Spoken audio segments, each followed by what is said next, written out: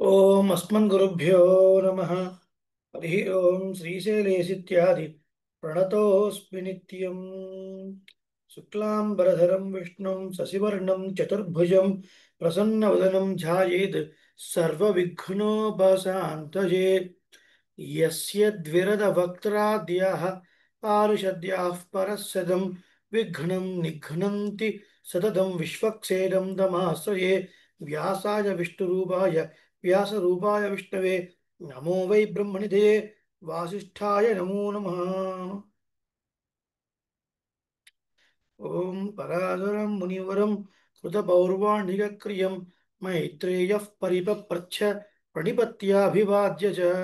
వందే వేదాంతకర్పూరచామీకృతగండకం రామానుజార్యమార్యాణాం చూడామణిమహర్నిశం. అస్మద్గురుభ్యో నమః. గోష్ఠికి స్వరూపానురూపంగా దాసోహాలు సమర్పిస్తూ అడిగాను రామానుజదాసన్. ఈ రోజున హరివాసరం, రైట్? హరివాసరము అంటే ఏకాదశి అని అర్థం. ఏకాదశి రోజున ఏం చేయాలి? ఏకాదశి అంటే ఏంటి? సూక్ష్మంగా 1 minute ఎవరన్నా చెప్పగలరా? హ్యాండ్ రైజ్ చేయగలరా? ఏకాదశి అని ఎందుకు పేరు పెట్టారు? అసలు ఆ రోజు ఏం చేయాలి? ఎవరైనా హ్యాండ్ రైజ్ చేయగలరా? సరే, మనం చాలాసార్లు చెప్పుకున్నట్టుగా 5 జ్ఞానేంద్రియాలు, సెన్సరీ ఆర్గన్స్, 5 కర్మేంద్రియాలు కదా. కాళ్ళు, చేతులు, వాక్కు, పాణి, ఉపస్థ, గుదము, ఉపస్థ అంటే సెక్షువల్ ఆర్గాన్స్, మల విసర్జన ద్వారాలు అవి 2, కాళ్ళు 3, చేతులు 4, వాక్కు 5. ఇవి కర్మేంద్రియాలు. జ్ఞానేంద్రియాలు మనకు తెలుసు: కన్ను, ముక్కు, చెవి, నాలుక, అలాగే చర్మం. 5, 5, 10. తర్వాత అంతఃకరణము అని ఒకటి ఉంది, లోపల ఉండేది, బయటికి కనిపించింది అంతఃకరణము అన్నారు. దానికి మనస్సు అని అన్నారు. ఇప్పుడు ఎన్నో మొత్తం కలుపుకుంటే 5, 5, 10 ప్లస్ 1 11 అయ్యాయి. 11ని సంస్కృతంలో ఏమంటారు? ఏకాదశ కదా, నెంబర్ 11. ఈ 11ని భగవత్ సంబంధంగా మనం గడపాలి. అంటే ఈ 11 ఏవేవో పనులు చేయడానికి పరిగెడుతూ ఉంటే వాటిని ఆపి ఆ రోజున భగవత్ సంబంధమైనటువంటి స్తోత్ర పారాయణలు, భగవత్ కథాశ్రవణము ఇవన్నీ చేయాలి అని మనకు పెద్దలు సూచించారు. ఇది ఏకాదశి, రైట్? ఈ ఏకాదశి రోజున తప్పకుండా శ్రీ విష్ణు సహస్రనామ పారాయణం చేయాలి. చేసిన వాళ్ళు ఎవరు? హ్యాండ్ రైజ్ చేయండి. చేసిన వాళ్ళు, ఓ ఆదిలక్ష్మి గారు, ఉమాదేవి గారు, సూపర్, బాగుంది, బాగుంది. దాసుడు కుదరలేదు, మీరు కూడా చేశారు. రాధిక కిరణ్మయ్య గారు, బాగుంది. చాలా మంది హ్యాండ్ రైజ్ చేశారు. శుభం, పర్వాలేదు. ఏమండి, పొద్దున పల్లాడిన అయింది, అంగజ్ఞానం అయింది, త్రిమంత్రం అయిపోయింది, సరిపోలేదా? మళ్ళీ ఇప్పుడు ఇంకో కాలక్షేపం పెట్టారు. ఇవాళ ఏకాదశి కదండి. ఏకాదశి అంటే ఉపవాసం. ఉపవాసం అంటే ఏంటి? హ? ఉపవాసం, దగ్గరగా ఉండుట. ఎవరి దగ్గరగా ఉండుట? పెరుమాళకు దగ్గరగా ఉండుట. మరి ఈ రోజున ఆహారం ఏంటి? భగవత్ కథా శ్రవణం కదా. భగవత్ కథా శ్రవణమే ఆహారం. కాబట్టి పొద్దున ఆహారం సరిపోలేదు, కొద్దిగా ఆహారం తీసుకుందామని ఇవాళ ఇది మొదలు పెట్టుకుందాం. సరే, బాగుంది.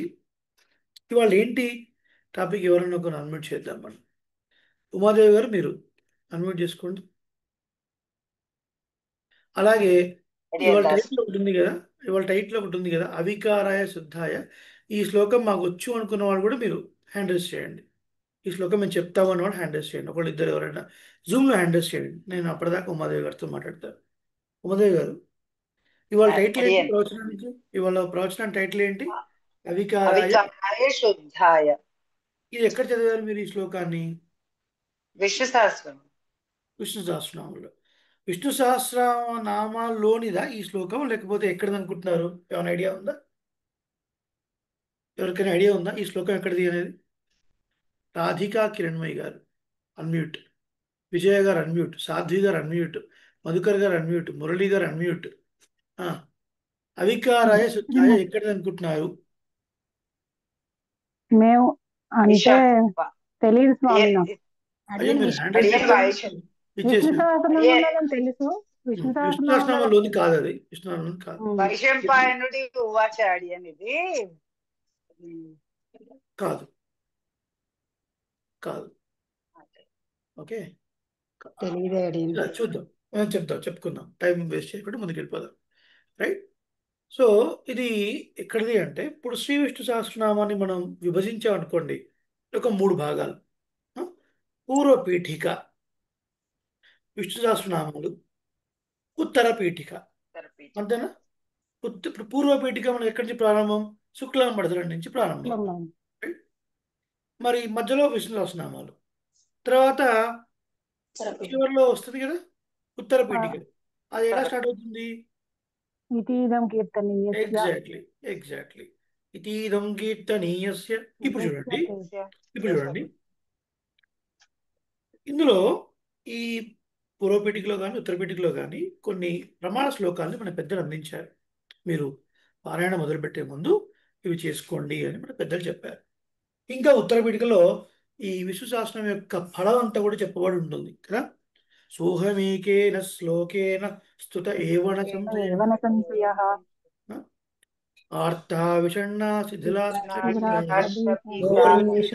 వ్యాధిషు వర్తమానాః నారాయణ మాత్రం విముక్త బ్రువంతు. ఇది చేయడం వల్ల తదేయాంతి పరాభవం. ఇది ఎవరైతే నిత్యం పఠిస్తారో వాళ్ళకి పరాభవం, ఓడిపోవడం అనేది ఉండదు ఉండదు ఉండదు అన్నారు. సో విష్ణు సహస్రనామ వైభవం చాలా గొప్పది. ఎప్పుడన్నా మనం పూర్తిగా ఒక 2 గంటలు కనీసం అనుభవించే ప్రయత్నం చేద్దాం. ఇవాళ టాపిక్ ఏంటి అంటే, ఈ అవికారాయ శుద్ధాయ శుక్లాంబరధరం తర్వాత కొన్ని శ్లోకాల తర్వాత వస్తుంది కదా. అవును. ఏంటి వాళ్ళని మనం ఎందుకు తీసుకున్నాం ఇది అని చూద్దాం. ఇక్కడ విష్ణు సహస్రనామం అర్థం చెప్పదలుచుకున్నప్పుడు ఆ, మరి పూర్వపీఠికలోంచి శుక్లాంబరధరం నుంచి స్టార్ట్ చేయాలి కదా. ఒకవేళ అనుకుంటే ఇవాళ హరివాసనం, వాస్తవానికైతే ఒక 2 years ago దాసుల ఇంటికి ఒక ఇద్దరు వచ్చారు భాగవతోత్తములు భక్తులు. ఎందుకు వచ్చారు? వీటి విశేషం అంటే, ఏం లేదు ఆచార్య, ఇవాళ ఏకాదశి కదా, ఒకసారి సేవించుకుని వెళదామని వచ్చామన్నారు. సరే, ఊరికే సేవిస్తే ఏమొస్తుంది, దాసుని సేవిస్తే ఆ, మీరు ఎలా వచ్చారు కాబట్టి సహస్రనామ భాష్యం మొదలు పెట్టుకుందాం అనుకున్నాం. భగవద్గీత దర్పణం పరాశర భట్టర్ వారు వ్యాఖ్యానం రాశారు. రామానుజ దయాపాత్రం అని దాసుడు ఛానల్ ఉంది కదా, ఆచారపరంగా పెట్టింది. అందులో మీకు భగవద్గీత దర్పణం ప్లేలిస్ట్ ఉంటుంది. ఒక 22 ఎపిసోడ్స్ అయ్యాయి అనమాట.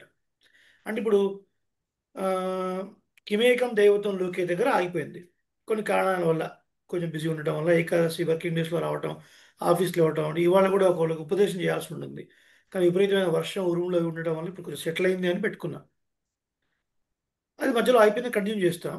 కానీ ఏంటి అంటే, వర్ణమాలలో మొదటి అక్షరం ఏంటి? ఆ. మొదటి అక్షరం ఆ. కదా? కాబట్టి అవికారాయ శుద్ధాయ ప్రారంభం చెప్తాం అనుకున్నాం. ఈ శ్లోకం ఎక్కడిది అంటే, పురాణ రత్నంలోని ప్రథమ అంశంలోని 2వ అధ్యాయంలో 1వ శ్లోకం. పురాణ రత్నం అంటే ఏంటండి? భాగవతం. Any guess? ఇంకెవరైనా హ్యాండ్ రైస్? విష్ణు పురాణం అడియన్. ఎగ్జాక్ట్లీ, ఎగ్జాక్ట్లీ, విష్ణు పురాణం. ఒక ప్రమాణ శ్లోకం కూడా ఉంది. వేదేషు పౌరుషం సూక్తం ధర్మశాస్త్రేషు మానవం భారతే భగవద్గీత పురాణేషు చ వైష్ణవం. పురాణరత్నం శ్రీ విష్ణు పురాణం. మంత్రరత్నం, మంత్రరత్నం ఏంటి? అట్లా చెప్పకూడదు. అట్లా చెప్పకూడదు. మంత్రరత్నం అది కాదు. మంత్రరత్నం ద్వయమంత్రం. మంత్రరత్నం ద్వయమంత్రం. స్తోత్రరత్నం 3 రత్నాలు మన సంప్రదాయాన్ని గుర్తుపెట్టుకోవాలి. స్తోత్రరత్నం ఏమిటి? ఆలవంద స్తోత్రం. ఎగ్జాక్ట్. సో ఇవాళ విష్ణు పురాణంలో 6 అంశములు ఉన్నాయి. అంటే మెయిన్ డివిజన్ అనుకోండి. ఇప్పుడు భగవద్గీత తీసుకున్నాను అనుకోండి, అందులో మెయిన్ డివిజన్ ఏంటి చెప్పండి? అధ్యాయం కదా, ప్రథమోధ్యాయ అని. శ్రీరామాయణం తీసుకున్నాను అనుకోండి, అందులో మెయిన్ డివిజన్ ఏంటి చెప్పాలి. ఎవరున్నారు శ్రీరామాయణం సేవించే వాళ్ళు ఇక్కడ?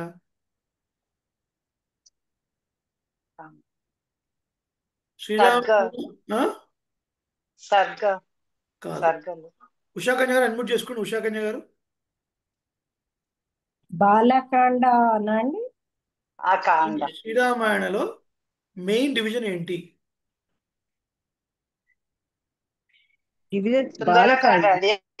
బాలకాండలో మెయిన్ డివిజన్ అంటే కాండము అని చెప్పాలి. కాండం బాలకాండ సబ్ డివిజన్ ఏంటి అంటే సర్గ అని చెప్పాలి. రైట్, సర్గ. మళ్ళీ అందులో కొన్ని సర్గ డివిజన్ ఏంటి అంటే శ్లోకం. కొన్ని శ్లోకాలు కలిస్తే సర్గ, కొన్ని సర్గలు కలిస్తే ఒక కాండం, 7 కాండములు కలిస్తే శ్రీమద్ రామాయణం. రైట్ కదా, శ్రీమద్ రామాయణంలో 7 కాండాలు. 7 కాండాలు వరుసగా చెప్తారు ఎవరైనా?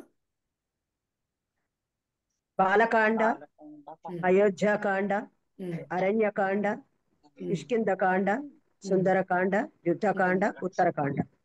Correct, perfect. 7 కాండములు. రైట్. వాల్మీకి మహర్షి కాండములు ఎందుకు పేరు పెట్టారు? ఇలాంటి అడుగుతారు ఏంటండి ప్రవచనం చెప్పగా? సరే, ఇంకెప్పుడు చూద్దాం అది. అసలు ఎప్పుడైనా తెలిస్తే చెప్పండి. సరే, శ్రీ విష్ణు పురాణంలో మొదటి అంశము, మొత్తం 6 అంశాలు ఉన్నాయి. ఇందులో మొదటి అంశంలో 2వ అధ్యాయంలో మొట్టమొదటి శ్లోకం ఈ శ్లోకం. ఈ శ్లోకము ఉమాదేవి గారు మీరు చెప్తారా? మీకు వచ్చిన ఈ శ్లోకం ఆ, చెప్పండి. ఓం అస్మద్ గురుభ్యో నమః. శ్రీమతే రామాంజయ ఉమ్, గట్టిగా. ఒక్క నిమిషం. పవిత్రాణ కాదు, అదే అవికారాయ అవికారాయ శుద్ధాయ నిత్యాయ పరమాత్మ తదైక రూప రూపాయ విష్ణవే సర్వజిష్ణవే మీరు రాధా కిరణ్మయ్య గారు మీరు చెప్పండి. రాధా కిరణ్మయ్య గారు. అవికారాయ శుద్ధాయ నిత్యాయ పరమాత్మనే సదైకరూప రూపాయ విష్ణవే సర్వజిష్ణవే. ఉమ్. అడిగే శుద్ధాయ అని చెప్పాలి, శుద్ధాయ కాదు. రైట్. తర్వాత యా అన్నప్పుడు దీర్ఘం ఉండకూడదు, యా అంతవరకే. అవికారాయ శుద్ధాయ నిత్యాయ పరమాత్మనే సదైక రూప రూపాయ విష్ణవే సర్వజిష్ణవే. మనం చాలా చోట్ల అలవాటు అయిపోయి మనకు కౌసల్య సుప్రజా రామ, రామ కాదు రామ, సీత కాదు సీత. ఆకారాంతం సంస్కృతంలో స్త్రీలింగం. స్త్రీలింగం చెప్పేటప్పుడు దీర్ఘం ఆకారాంతం. రైట్. రామ అంటే రామ, రామ సంస్కృతంలో రాముడు ప్రథమా విభక్తి, డు ము వు లు. రైట్. సో అక్కడ మనం దీర్ఘం లేని చోట దీర్ఘం చెప్పకూడదు, అర్థం మారుతుంది. ఇప్పుడు మనం చూద్దాం ఒకసారి శ్రీ విష్ణు పురాణంలో ఏంటి ఈ శ్లోకం, ఎందుకు మనం ఇవాళ సేవిస్తున్నాం ఒకసారి చూద్దాం. హరివాసనం కాబట్టి కొన్ని విషయాలు పంచుకుందాము అని ఈ శ్లోకాన్ని తీసుకున్నాం. ఇది శ్రీ విష్ణు పురాణంలో మొదటి అంశంలో అంటే మెయిన్ డివిజన్లో మొదటి అధ్యాయం అయిపోయిన తర్వాత 2వ అధ్యాయంలో మొట్టమొదటి శ్లోకం భగవత్స్తుతి. పరావరుణ్ణి స్తుతిస్తూ చేసిన శ్లోకం. పరావరుడు అంటే అందరికన్నా అధికమైన వాడు, శ్రేష్టమైన వాడు అని అర్థం. చాలా చోట్ల వేదాంతంలో వస్తుంది పరావరస్య, పరావర అని వస్తుంది, కన్ఫ్యూజ్ అవ్వకూడదు. పరావర అంటే అందరికన్నా అధికమైన వాడు, శ్రేష్టమైన వాడు అర్థం. వర శబ్దానికి శ్రేష్టమైనది, పర అధికమైన అని అర్థం. ఇప్పుడు భగవానుణ్ణి స్తుతి చేయడానికి మొదలు ఉపక్రమిస్తున్నాడు పరాశర మహర్షి. అసలు ఈ శ్రీ విష్ణు పురాణం ఎలా వచ్చింది?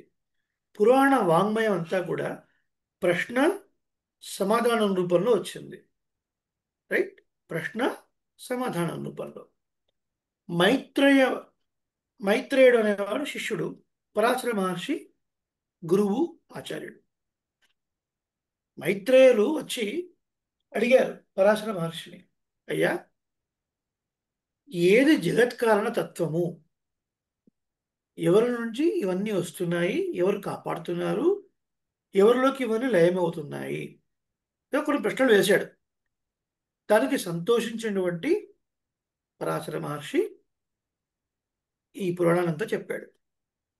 విష్ణు పురాణం పరాశర మహర్షి చేత చెప్పబడింది. పరాశర మహర్షికి ఎవరు చెప్పారు? అంతకుముందు కొంత ఉపోద్ఘాతం ఉంది. పురాణాలన్నిటికీ కూడా ప్రచారకర్త ఎవరు అంటే చతుర్ముఖ బ్రహ్మ. ఆయన నుంచి కొంతమంది మహర్షులకి సూక్ష్మంగా వారు చెప్పారు. దీన్ని విడదీస్తూ చాలా విస్తారంగా వీరు చెప్పారు. పురాణం అంటే పురా అపి నవం అని అర్థం.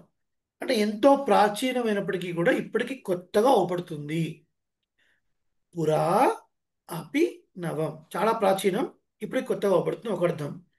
ఎంత ప్రాచీనమైనప్పటికీ కూడా అందులో చెప్పబడే ధర్మాలు ఈ రోజు కూడా మనకు అప్లై అవుతాయి అని. ఇప్పుడు శ్రీ పరాశర ఉవాచ, పరాశర మహర్షి చెప్తున్నాడు మైత్రేయుడికి. ముందు పరమాత్మని స్తోత్రం చేస్తున్నాడు నమస్కార పూర్వకంగా. 9 శ్లోకాల్లో స్తోత్రం చేస్తున్నాడు. మనం 9 శ్లోకాలు చెప్పుకోము, ఒకటి శ్లోకం చెప్పుకుంటాం.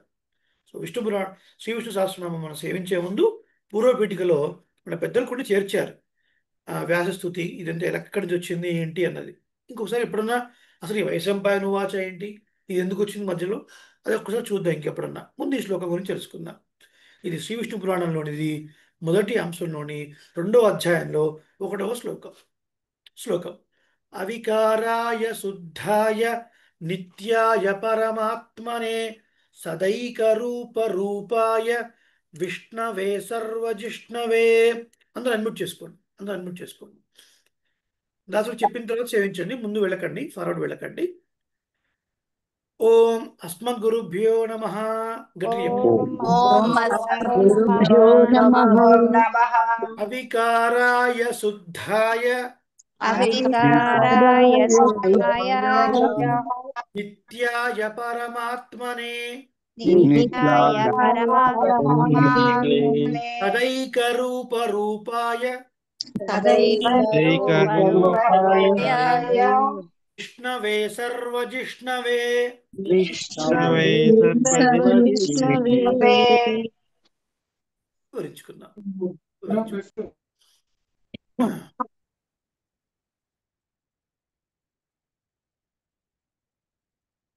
అవికారాయ, వికారము లేనివాడు. శుద్ధాయ, శుద్ధమైన వాడు. నిత్యాయ, ఎల్లప్పుడూ ఉండేవాడు, నిత్యుడు. పరమాత్మ, సదైక రూపాయ, సదా ఏకరూపాయ, ఎప్పుడూ ఒకే రూపంలో ఉండేవాడు. విష్ణవే సర్వజిష్ణవే, అందరినీ జయించే స్వభావం కలిగినటువంటి విష్ణువులకు నమస్కారము అని. రైట్.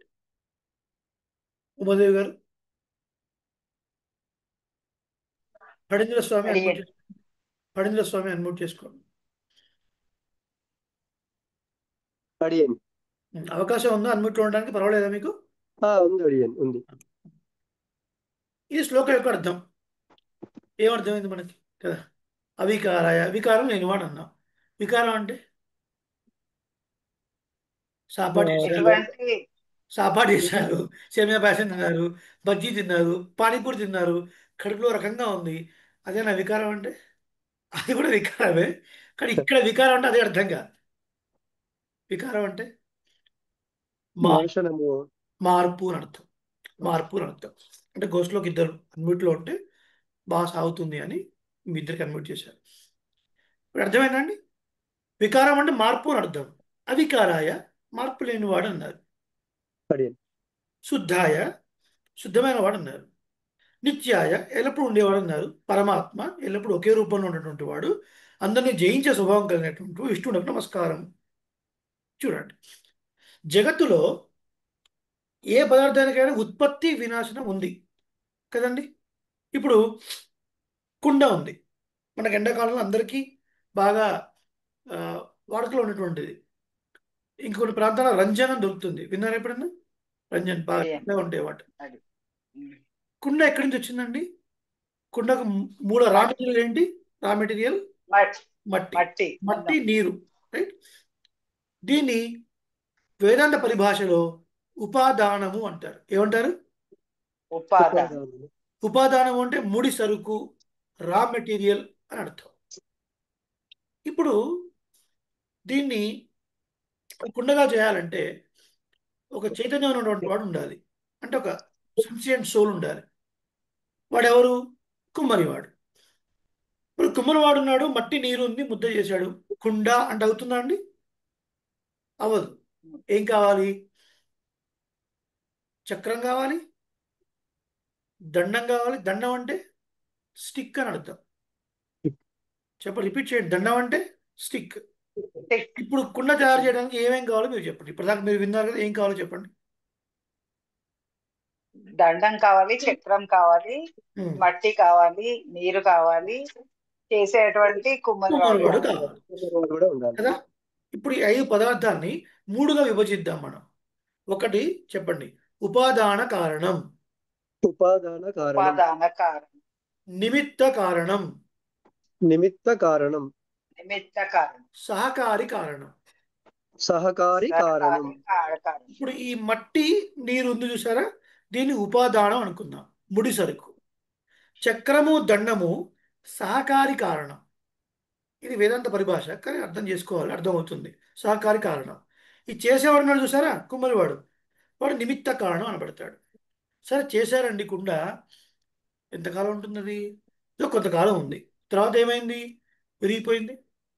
తర్వాత ముక్కలు ముక్కలు అయిపోయింది, చూర్ణం అయిపోయింది, నశించిపోయింది. ఆ? మరి ఇప్పుడు వికారం అంటే మార్పు చెందినట్టే కదా. మట్టి ముద్దగా అయింది, ముద్ద కుండగా అయింది, కుండ పగిలిపోయి చూర్ణం అయిపోయింది. ఇన్ని మార్పులు చెందింది. కానీ పరమాత్మ మార్పు చెందేవాడు కాదు అన్నారు. మనందరికీ జీవులకి 6 వికారాలు ఉంటాయి: పుట్టుట, ఉండుట, పెరుగుట, మార్పు చెందుట, తరుగుట, నశించుట. కదా, మనం చూస్తున్నాం కదా, ఈ 6 వికారాలు ఉంటాయి. అలాంటి మార్పు చెందేవాడు కాదు పరమాత్మ అని విష్ణు చిత్య శ్రీధరీయ వ్యాఖ్యానం నాకు చెప్తుంది విష్ణు పురాణానికి. మార్పు చెందేవాడు కాదు. మనమందరం మార్పు చెందేవాళ్ళు. ప్రకృతిలో ప్రతీది కూడా మార్పు చెందేదే. కానీ పరమాత్మ మార్పు చెందని వాడు. అవికారాయ అంటే అని అర్థం అది. కానీ స్వామి, ఎందుకో మీరు చెప్పిన దాంట్లో మాకు కొద్దిగా దోషం కనబడుతుంది. పెరుమాళ్ మార్పు చెందినవాడు అంటున్నారు. అవతారంలో మత్స్యావతారం తీసుకున్నాడు కదా, కూర్మ అవతారం తీసుకున్నాడు కదా, పొట్టిగా వామన అవతారం తీసుకున్నాడు కదా. మరి ఇది మార్పా కాదా అండి? ఆ? మార్పా కాదా చెప్పండి. మార్పు. మరి మార్పు లేనివాడని ఎట్లా చెప్తున్నారు మీరు? ఇక్కడ కొద్దిగా మనం వివరించుకోవాలి. అందుకనే వేదాంత శాస్త్రమైనా, ఇతిహాసమైనా, పురాణాలైనా మనం యాస్టీస్ ట్రాన్స్లేట్ చేసుకొని తాత్పర్యం చదువుకుంటే మనకేం అర్థం కాదు. సో అందుకే పెద్దల ద్వారా మనం సేవించాలి. పెద్దలు ఏం చెప్తున్నారు అంటే, పరమాత్మ మార్పు లేనివాడు, స్వరూపత మార్పు లేనివాడు. స్వరూపం అంటే తనకే చెందినటువంటి ఒక ఒక తన్మాత్ర అన్నమాట, ఒక ధర్మం, ఒక లక్షణం అనుకోండి.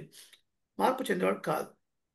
కానీ మనకు మారినట్టు కనబడుతుంది అంటే అది నిజంగా అది మార్పు కానే కాదు అంటున్నారు. ఎందుకు అంటే ఆ మార్పు తన కోసం మార్పు చెందలేదు. ఇప్పుడు వామనుడిగా వచ్చాడండి పొట్టిగా, ఎవరి కోసం వచ్చాడు చెప్పండి మీరు? వామన అవతారం ఎందుకు వచ్చింది చెప్పండి? ఇంద్రుడినికి కదా. అది బలి చక్రవర్తి. బలిచక్రవర్తి దగ్గర రాజ్యం లాక్కున్నాడు. బలిచక్రవర్తి ఇంద్రుడి దగ్గర ఆ రాజ్యం తీసుకొని మళ్ళీ ఇంద్రుడికి కావాలి అని మరి అది తపస్సు చేస్తే గర్భంలో జన్మించాడు ఆయన. కదా. అంటే ఇప్పుడు ఏంటి, ఎవరి కోసం వచ్చింది ఈ అవతారం? ఇంద్రుని రక్షించడం కోసం వచ్చింది. ఇంద్రుని రక్షించడం కోసం ఈ అవతారం వచ్చింది. తన కోసం తన మార్పు చెందలేదు, తను నమ్ముకున్న వాళ్ళ కోసం చెందాడు. కదా. కాబట్టి స్వతహాగా స్వరూపంలో ఆయనకు మార్పు లేదు. ఆయన ఏ అవతారం తీసుకున్నా కూడా అది మార్పు అనడానికి వీల్లేదు. కానీ ఎందుకో మేము ఇంకా సాటిస్ఫై కాలేదండి అని మీరు అంటారు. ఇప్పుడు ఇంకో లౌకికమైన ఎగ్జాంపుల్ చెప్తే మీరు 100% కన్విన్స్ అవుతారు. పణిస్వామి అండ్ ఉమాదేవి గారు, మన ఇంట్లో చిన్న పిల్లల్ని మనం చూసుకుంటూ వచ్చాం. చాలా చిన్న పిల్లల్ని పుట్టినప్పుడు శిశువులు కదా. వాడు కొద్ది కొద్దిగా ఒక 6 నెలలు కాగానే మనం ఒక ఫంక్షన్ చేస్తాం. ఏ ఫంక్షన్ అని? అన్నప్రాసన చేస్తాం. అప్పుడు కొద్దిగా వాడు ఆంబటం మొదలు పెడతాడు. ఆ తర్వాత ఒక 1 ఇయర్ తర్వాత కొద్దిగా లేచి బుడి బుడి నడకలు నడుస్తూ ఉంటాడు. పిల్లలు బుడి బుడి నడకలు వేస్తున్నప్పుడు ఇంట్లో తాతగారికి నాన్నమ్మకి ఎంత సంతోషం అవుతుందండి? అవుతుందా? తాతగారు పడతారా? ఇప్పుడు ఈ బుడిబుడుగు నడక చేసేవాడిని తాతగారు బయటికి తీసుకుని వెళ్తారు. తీసుకుని వెళితే శ్రీరంగం వెళ్ళారు అనుకోండి, ఎగ్జాంపుల్. శ్రీరంగం వెళ్ళారు, విష్ణు ప్రదర్శనానికి వెళ్ళారు. ఏదో ఎగ్జాంపుల్ ఎందుకు, విష్ణు ప్రదర్శనానికి వెళ్ళారు. పొద్దున్నే 5:30కి మనం ఎత్తుకుని వెళ్ళారు తాతగారు, కుటుంబం అంతా. పొద్దున్నే చక్కగా అక్కడ ఏనుగు మీద ఒక స్వామి చక్కటి బిందెలో తీర్థం తీసుకొని వచ్చారు. ముందు ఏనుగు చూసింది, రంగా రంగా 3 సార్లు అడిచింది. చక్కగా వాడు చూశాడు, ఆనందపడ్డాడు. ఇంటికి రాగానే తాతయ్య నాకు కూడా ఏనుగు ఎక్కాలని ఉంది అన్నాడు. తాతయ్య నాకు కూడా ఇది కావాలి అన్నాడు. ఇవి శ్రీరంగంలో ఈయన ఎక్కడెక్కడ ఇస్తాడు, ఈయన ఎక్కించాడు. ఒరే నేనే ఏనుగుగా మారుతాను అంటాడు. అని ఈయన ఏనుగులాగా ఉంటాడు. వీడు పైనకి కూర్చుంటాడు. చలో చలో చలో అంటాడు. ఇప్పుడు తాతగారు ఏనుగుగా మారారా? లేదు మారారా? లేదు లేదు ఏనుగులాగా మారలేదు. నటించాడు. ఎవరి కొరకు? మనవాడి మనవాడి ఎవరు తృప్తి కొరకు కదా. అంత మాత్రం చేత ఆయన ఏనుగు అందామా తాతగారిని? అంటానికి లేదు. అని. స్వరూపంలో కానీ ఆయన దీంట్లో కానీ ఎటువంటి మార్పు లేదు. తాతగారు తాతగారే. మనవాడిని ఆనందించడం కోసం ఓసారి మిత్రులాగా మారుతాడు, ఒకసారి టీచర్ లాగా మారుతాడు, ఒకసారి కొడుకులాగా మారుతాడు, ఇంకేదైనా చేస్తాడు. ఎవరి కోసం? వీడి ఆనందం కోసం కదా. పెరుమాళ్ళు కూడా భక్తులు రక్షించడం కొరకే, మన ఆనందం కొరకే అనేక అవతారాలు తీసుకున్నాడు. అంత మాత్రం చేత ఆయన మార్పు లేదు, వికారం లేదు, తరిగిపోయేవాడు కాదు, అవ్యయుడు అని చెప్తారు. విష్ణు సహస్రనామంలో వస్తుంది. రైట్, సరే. కానీ ఇప్పుడు ఇందాక మనం చెప్పుకున్నట్టుగా ఉపాదాన కారణం, నిమిత్తం, సహకారి అని అన్నాము. మరి జగత్తు మొత్తం సృష్టించడానికి పరమాత్మే కారణం అన్నప్పుడు కుండ రావడానికి కారణం మట్టి ముద్ద అన్నప్పుడు ఆ మట్టి ముద్ద ఇట్లా మారింది కుండలాగా. కుండ తర్వాత కొద్దిగా కాలం అయిన తర్వాత పెంకులు అయిపోయింది, మట్టి అయిపోయింది. అలా పెరుమాళ నుంచే లోకం అంతా వచ్చినప్పుడు పెరుమాళ్ళు కూడా కొంతకాలానికి నశించే అవకాశం ఉంది కదా అని ఒకవేళ సందేహం వస్తే, ఆయన మనలాగా కర్మల వల్ల తీసుకున్నటువంటి అవతారం జన్మలు కాదు, తీసుకోలేదు. జన్మలు కానే కాదు. ఆయన ఇచ్ఛ, కోరిక, ఆయన కోరిక వల్ల తీసుకున్నటువంటి అవతారాలు. కర్మ అంటని వాడు అని వెంటనే తర్వాత శుద్ధాయ అని చెప్పాడు. శుద్ధుడు, పరిశుద్ధుడు అనమాట. అంటే ఏంటి? పుణ్య పాప రూపమైన ఏ కర్మ అంటని వాడు. అంటే పుణ్యం మంచిదే కదండి, ఎటువంటిది లేదు. శుద్ధుడైనటువంటి వాడు పరమాత్మ. ఏ కర్మలు అంటని వాడు. మనం కర్మల వల్ల పుట్టినటువంటి వాళ్ళం. మనం వాళ్ళు ఆనందంగా ఉంటున్నాము అంటే ఏదో కొన్ని కర్మలు ఉండుంటాయి, మంచి కర్మలు, దానివల్ల ఆనందం. ఒక వారం తర్వాత ఏదో దుఃఖాన్ని పడుతున్నాము అంటే ఏవో కొన్ని చెడు కర్మలు ఉంటాయి, వాటి వల్ల దుఃఖం పడుతున్నాం. కానీ పెరుమాళ్ళకి ఏ కర్మలు లేవు. అపహత పాప్మా విజర విశోక విమృత్యు అని మనకు వేదాంత ఉపనిషత్తు చెప్తుంది. పుణ్యపాపములు ఏమీ లేనివాడు శుద్ధాయ నిత్యాయ. ఇందా చూసాం కదా, కుండ కొంతకాలం ఉందండి, తర్వాత పగిలిపోయింది. మరి ఈయన కూడా సృష్టిని చేశాడు, తర్వాత మరి ఉంటాడా ఉండడా అంటే అట్లా ఏం లేదండి. అన్ని కాలాల్లో ఉన్నటువంటి వాడు కదా. పరమాత్మ సత్యం. సత్యము అంటే డెఫినేషన్ ఉందండి, ఒకటి రాసుకోవాలి. త్రికాల అబాధితము. త్రికాల అబాధితాన్ని సత్యము అని అంటారు. అంటే మూడు కాలాల చేత బాధింపబడినది. మూడు కాలాల చేత బాధింపబడినది అంటే అర్థం ఏంటంటే, ఈరోజు ఉందండి రేపు ఉండదు అనడానికి లేదు. నిన్న ఉందండి ఇవాళ లేదు అనడానికి లేదు. నిన్న ఇవాళ లేదండి కానీ రేపు ఉండొచ్చు అనడానికి లేదు. నిన్న ఉన్నాడు, ఇవాళ ఉన్నాడు, రేపు ఉంటాడు, రేపు ఉంటాడు. అలా మూడు కాలాల చేత భూత, వర్తమాన, భవిష్యత్. భూత అంటే గడిచిన కాలం, వర్తమాన అంటే ప్రజెంట్ టైం, భవిష్యత్ అంటే ఫ్యూచర్. మూడు కాలాల చేత బాధింపబడని వాడు త్రికాల అబాధితము సత్యము అనబడుతుంది. ఇలా పరమాత్మ నిత్యుడు. అటువంటి పరమాత్మ సదైక రూపాయ, ఎప్పుడూ ఒకే రూపంతో ఉన్నటువంటి, ఏ కర్మలు అంటని వాడు, ఏ దోషము అంటని వాడు, అందరినీ జయించే స్వభావం కలిగినటువంటి వాడు. విష్ణువునకు నమస్కారము. అంతటా వ్యాపించి ఉన్నటువంటి పరమాత్మకి నమస్కారం. లోపల బయట అంతా వ్యాపించినటువంటి స్వామి శ్రీమన్నారాయణ. ఆయన పేర్లే కదా విష్ణు అన్నా కూడా. ఆయన యొక్క గుణం, వ్యాప్తి చెందేటువంటి గుణము విష్ణు. సర్వజిష్ణవే, అందరినీ జయించేవాడు. తిరుప్పావలో ఒక పాసురం గుర్తు రావాలి. కూడారై వెల్లుం సీర్ గోవింద అనే పాసురం పెరియాచరణ పిళ్ళ చెప్తాడు. కూడని వారిని కూడా కూడింపజేసేటువంటి ఓ స్వామి అని. ఆశ్రితులు అంటే ఎవరు? మనం. భక్తులనేమో గుణాలతోని జయిస్తాడు ఆయన.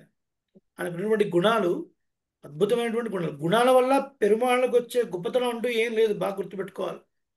పెరుమాళ్ళని అంటిపెట్టుకోవడం వల్ల గుణాలకి ప్రకాశం తప్ప ఈ గుణాల వల్ల ఆయన కొత్తగా వచ్చింది ఏం లేదు కదా. అవన్నీ స్వాభావికం అవన్నీ. కాబట్టి గుణాల చేత భక్తుల్ని ఆకర్షిస్తాడు.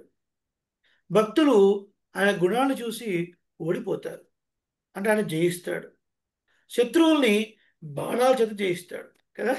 ఎలాగైనా జయించేవాడు సర్వజిష్ణువే. అటువంటి పరమాత్మకు నమస్కారము అని అన్నారు. టైం ఎంత అయిందండి? టైం ఎంత? నేను డిస్ప్లేలో ఉన్నాను యాక్చువల్గా. 10 to అవుతుంది. 10 to ఉంటుంది. సరే, మనకి ఎప్పుడు సమయానికి క్లోజ్ చేసే అలవాటు ఉండదు కదా. సమయానికి క్లోజ్ చేసే అలవాటు ఉండదు. ఇంకొక 5 నిమిషాలు చెప్పుకుందాం, పర్వాలేదా? చెప్పుకుందాం మరి. అడిగాను. చూడండి, చెప్పుకుందాం. శ్రీరామాయణం మనందరికీ తెలుసు, రైట్? మనందరికీ తెలుసు. అక్కడ యుద్ధం అంతా అయిపోయిన తర్వాత రామచంద్రమూర్తి అందరికీ వైకుంఠాన్ని ప్రసాదించాడు. వైకుంఠం చెట్టు చేమ అన్నిటికీ. ఒక మహానుభావుడు ఉన్నాడు, ఎప్పుడూ రామనామాన్ని స్మరిస్తూ. ఆయన పేరు స్వామి హనుమ. ఆంజనేయదేవి కుమారుడు కాబట్టి ఆంజనేయుడు. ఇంద్రుడి యొక్క వజ్రాయుధం తగలడం వల్ల ఈ దవడ ప్రాంతం ఉబ్బటం వల్ల గొప్పవైన దవడలు కలవాడు కాబట్టి హనుమ అని పేరు. హనుమ, హనువు అంటే దవడలు అని అర్థం. సో ఎవరైనా మనం ఎప్పుడైనా కింద పడేప్పుడు అనుకోకుండా మనం కూడా ఇట్లా ఉబ్బుతాయి, వాస్తాయి. సో అంత మాత్రం చేత మనం హనుమ అవ్వలేము. ఓకేనా? హనుమ ఎందుకన్నారంటే వాక్, మాట అనేది ఈ ప్రాంతం నుంచి వస్తుంది కదా. అద్భుతమైన వాక్కు కలవాడు అని అర్థం హనుమ అంటే. చక్కటి వాక్కు కలవాడు. శ్రీరాముడు అంటాడు మొట్టమొదటిసారి చూసినప్పుడు లక్ష్మణుతో, నాన్ ఋగ్వేద వినీతస్య నా యజుర్వేదధారిణః. లక్ష్మణ, వేదాంగాలు చదివినవాడు మాత్రమే ఇట్లా మాట్లాడగలడు. ఇంత స్పష్టంగా, ఇంత అద్భుతంగా మాట్లాడుతున్నాడు. ఎక్కడా తడబడేది లేదు, ఎక్కడా చిన్నగా మాట్లాడేది లేదు, ఎక్కడా పెద్దగా మాట్లాడేది లేదు. చాలా అద్భుతంగా మాట్లాడుతున్నాడు ఈయన. సుగ్రీవుడి యొక్క మంత్రట. ఆ సుగ్రీవుడు, ఆ రాజు ఎంత గొప్పవాడో కదా, ఇలాంటి మంత్రిని కలిగి ఉన్నందుకు అంటారు. నవవ్యాకరణ పండితుడు. మాట అనేది ఎంత గొప్పది. సరే, ఇప్పుడు ఈయన అడిగారు, నువ్వు వస్తావా అని అడిగారు. ఈయన అన్నాడు, నేను వైకుంఠంలో మీరు రమ్మంటున్నారు, వైకుంఠంలో మీరు ఇట్లాగే ఉంటారా? కుదరడాన్ని పట్టుకొని ఉంటారా? మీ పక్కన సీతాదేవి. కాదు హనుమ, వైకుంఠంలో అక్కడ అక్కడ సీన్ వేరే అన్న. ఇప్పుడు ఇక్కడ ఉన్నప్పుడు ధోతి ఉత్తరీయంలో ఉంటాం, ఆఫీస్కి వెళితే ప్యాంట్ షర్ట్లో ఉంటాం, ఏదైనా పని చేయాల్సి వస్తుందో షార్ట్లో ట్రాక్లోనే ఉంటాం, అంతే కదా. రాముడు వాళ్ళు అన్నారు, లేదా అక్కడ ఆదిశేషుడి మీద కూర్చొని శ్రీదేవి, భూదేవి, నీలాదేవి ఓ అట్టహాసంగా ఉంటుంది అక్కడ. ఓ, మీరు రాముడిలాగా ఉండరా? అక్కడ చేతిలో కుదరడం ఉండదా? అక్కడ ఉంటుందయా, ఇది శార్గం అని పేరు. శార్గం, విల్లు. ఓహోహో, సీతాదేవి ఉంటుంది, లక్ష్మీదేవి కదా ఆమె, వాళ్ళందరూ ఉంటారు. నేను రాను అన్నాడు. నేను రాను అన్నాడు. ఎందుకు? నాకు అవన్నీ అక్కర్లేదు, నేను ఇక్కడే ఉంటాను. ఇక్కడే ఉండి స్వామి మీ నామాన్ని ఎప్పుడు స్మరిస్తూనే ఉంటాను అంటే ఒక మాట అంటాడండి హనుమ, స్నేహోమే పరమో రాజన్ త్వయి నిత్యం ప్రతిష్ఠిత. త్వయి, నీ యందు నిత్యం ప్రతిష్ఠిత. ఎల్లప్పుడూ ఉంటుంది రామ, ఎల్లప్పుడూ ఉంటుంది. నీ యందు ప్రేమ, నీ యందు స్నేహం. ఎటువంటి స్థితి? ఎటువంటి స్థితి అంటే 2 రోజులు గడిచిపోయిన తర్వాత సుమంత్రుడు ఏదో ఒక మాట చెప్పి అడవులకు వెళ్లకుండా రాముడిని తీసుకుని వస్తాడు అని ఆశ ఎదురు చూస్తున్నాడు దశరథ చక్రవర్తి. 2 రోజులు గడిచిపోయింది, సుమంత్రుడు వచ్చాడు, రథం దిగాడు. సుమంత్ర, రాముడు వచ్చాడా అన్నాడు. అయ్యా రాలేదు అన్నారు. మరుక్షణం ప్రాణం విడిచేశాడు. మరుక్షణం ప్రాణం విడిచేశాడు. ప్రాణం.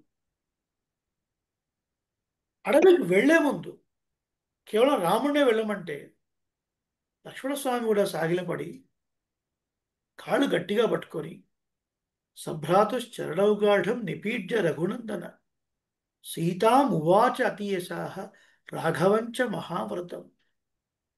గట్టిగా పట్టుకుని, అన్నయ్య నువ్వు లేదు ఉండలేను అన్నాడు. తీసుకుని వెళ్ళాడు. అదిగో ఆ లక్ష్మణుడి దశరథి స్థితి నాకుందయ్యా. ఏ ఒక్క స్థితో కాదు, ఆ 2 స్థితులు నాలో ఉన్నాయి. ఓ రామ, ఇప్పుడు నీ మీద ప్రేమ కొంతకాలానికి తగ్గుతుంది అని కూడా నువ్వు అనుకోవడానికి వీలేదు. త్వయి నిత్యం ప్రతిష్ఠిత. ఇది నా గొప్పతనం అనుకుంటావేమో, ఇది నా గొప్పతనం కాదు, నీ గొప్పతనం అన్నాడు హనుమ. స్నేహోమే పరమో రాజన్ త్వయి నిత్యం ప్రతిష్ఠిత.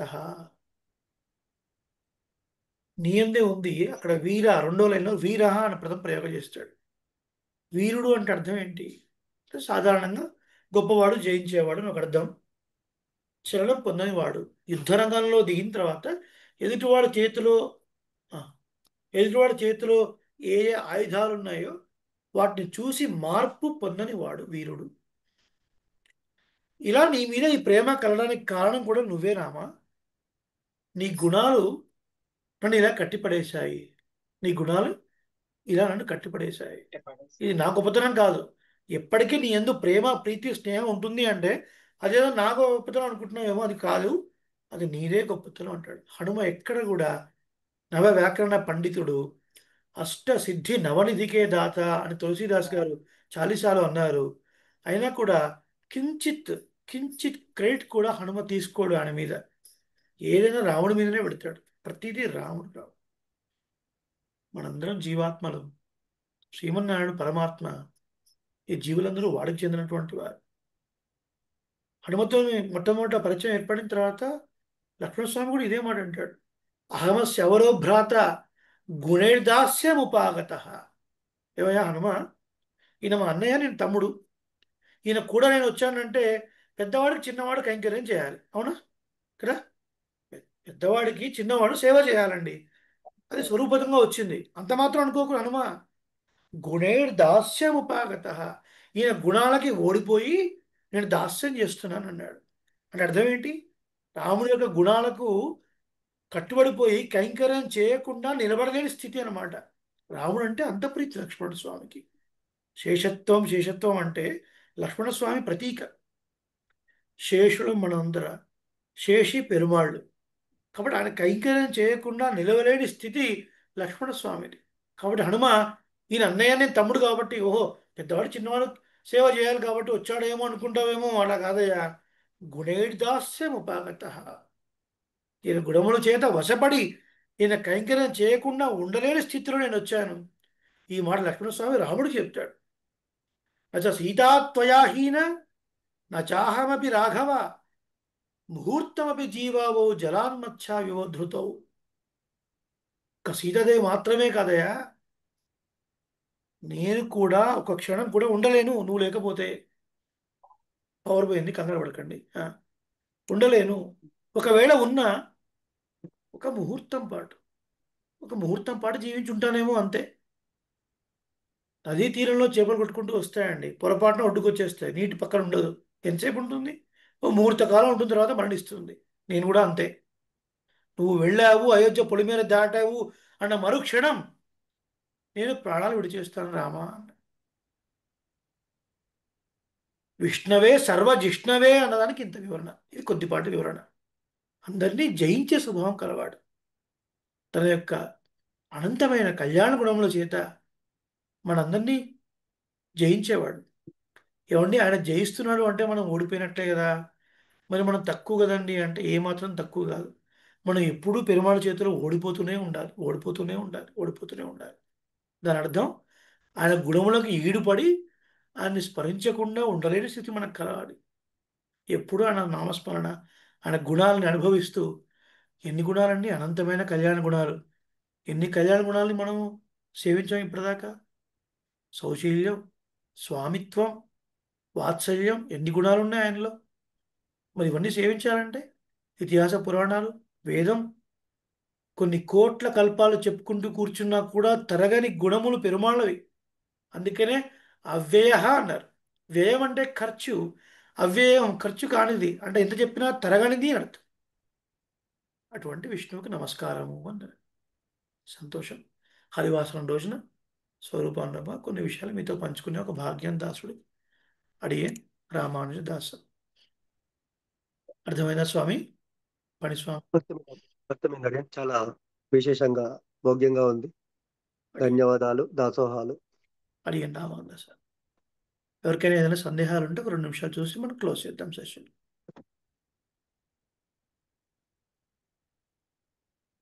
ఏం లేవా? సరే, అందరికి అన్మ్యూట్ చేస్తాడు దాసుడు. శ్రీమతి రామానుజాయ నమః. అడియన్ మాణిక్యవాసం స్వామి. అడియన్ రామానుజదాసి. అడియేన్ అడియన్ రామానుజదాసి. రామానుజదాసి. శ్రీమతే దాసోహం స్వామి. రామానుజదాసి. అడియేన్ రామానుజదాసి. హరివాసం రోజు చక్కటి శ్లోకాన్ని తీసుకొని మాకు అందించారు. చాలా కృతజ్ఞతలు అడియన్ స్వామి. రామానుజదాసి. అడియేన్ రామానుజదాసి. అడియేన్ రామానుజదాసి. శ్రీమతి అడియన్ రామానుజదాసి. రామానుజదాసి. అడియేన్ రామానుజదాసి. స్వామి అడియన్ రామానుజదాసి. చెప్పండి. నేను ఇప్పుడు అందరూ పాలవంచి వచ్చానండి. ఒకళ్ళని చూపిస్తాను, మీరు గుర్తుపట్టగలరేమో చూడండి స్వామి వీడియో. ఆ, ఆ. ఒక్క నిమిషం. మీరు ఎవరు మాట్లాడేది? మీరు ఎవరండి మాట్లాడుతుంది? నేను రంగమణి మరింగంటి అండి. రంగమణి మరింగంటి గారు, ఒక్క నిమిషం ఉండండి. మీకు మాత్రం దాసుడు అన్మ్యూట్ చేస్తాడు. ఇంతమంది సరే. మాట్లాడుతుంటే వినలేకపోతున్నాడు దాసుడు. రంగమణి మరింగంటి గారు అన్మ్యూట్ చేశారు మీకు. రంగమణి అన్మ్యూట్ చేసుకోండి మీరు. రంగమణి గారు అన్మ్యూట్ చేసుకోండి.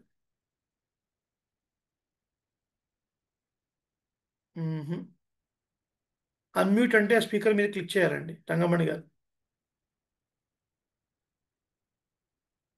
వచ్చిందండి. చెప్పండి. వీడియో ఆన్ చేయండి. చేస్తున్నాను. పాలవంచలో ఉన్నారా మీరు? పాలవంచలో ఉన్నానండి, చూడండి ఎవరు. నాకు కనపడట్లేదు, మరి వీడియో కనపడట్లేదు. పాలవంచ అది కరెక్టే, కానీ మీ వీడియో కనపడట్లేదండి. అవునా? వీడియో కనిపించట్లేదండి. కనిపించట్లేదు. మీరు పాలవంచ అన్నా పెరుగు వంచ అన్నా ఏం కనపడట్లేదు అక్కడ. వీడియో ఆన్ చేస్తే అప్పుడు చూపిస్తాను. వీడియో ఆన్ చేయండి. అక్కడ ఎవరు ఉన్నారా పిల్లలు? వాళ్ళతో చెప్పండి, ఓపెన్ చేస్తారు. నేను వీడియో ఆఫ్ చేశాను. పవర్ లేదు ఇక్కడ. ఇప్పుడండి లేదు.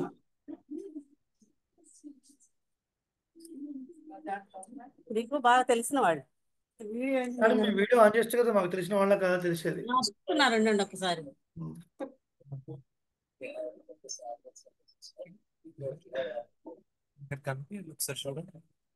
ఇప్పుడు వీడియో ఆన్ అయిందండి. సరే అండి, ఓకే. వీడియో ఆన్ అయింది. చూపించండి వారిని. అడియన్ రామానుజదాసన్.